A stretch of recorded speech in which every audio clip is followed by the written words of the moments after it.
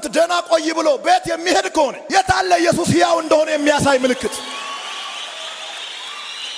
ኢየሱስ ሕያው እንደሆነ ማረጋገጥ የምንችለው አጋንንት ሲጮሁ ነው። ኢየሱስ ሕያው እንደሆነ ማረጋገጥ የምንችለው ሽባ ሲተረተር ነው። ኢየሱስ ሕያው እንደሆነ ማረጋገጥ የምንችለው እውር ሲበራ፣ መካን ሲወልድ፣ የሞተ ሲነሳ፣ ድንቅ ሲሆን ነው። እዛ ጋር አይታችኋል። ኢየሱስ ሕያው እንደሆነ አጋንንት ሲመታ ሕያው ስለሆነ ነው።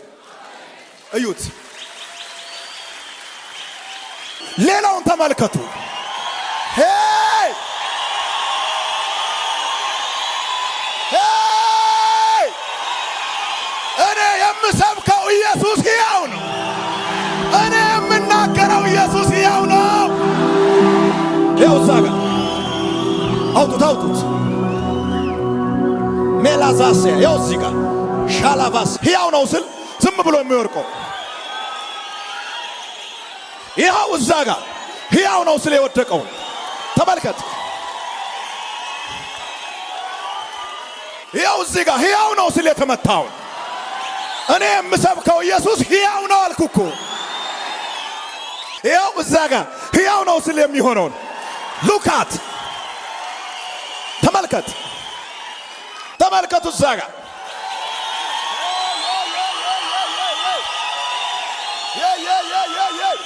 አመንክ አላመንክ እየተናገርኩ አንተ ቤት አንድ ነገር ይሆናል።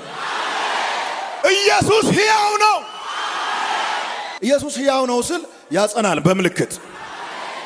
ሰይጣን የብዙዎችን ትኩረት በተራ ነገር ስቧል። ሳምንት ሙሉ 7 ቀን የሚነገረው ተራ ወሬ ነው። ከሞት የተነሳው ተደብቋል።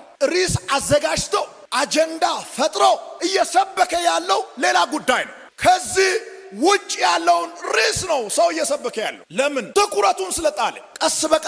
ቀስ በቀስ ትኩረታቸውን የጣሉ ሰዎች ብዙዎች ናቸው። ትኩረታችን ወደ ወንጌል ይሁን። ወንጌል ስፍራ አይመርጥም። እስር ቤት ይሰበካል፣ ገበያ መሃልም ይሰበካል፣ ቤተ መንግስት በር ላይ ይሰበካል፣ መስቀለኛ መንገድ ላይም ይሰበካል። ወንጌል ስፍራ አይመርጥም። ኃያላንን አስታጥቃለሁ ይለኛል፣ ይቀባሉ ይነሳሉ ይለኛል። በትምህርታቸው የሚያስገርሙ ኢየሱስ በትምህርቱ አላስገረማቸው? አስገርሟቸዋል። ኢየሱስ በስብከቱ አላስገረማቸው? አስገርሟቸዋል። ኢየሱስ በድንቅ ስራው አላስገረማቸው? አስገርሟቸዋል። ኢየሱስ መጋቢ ነው። ኢየሱስ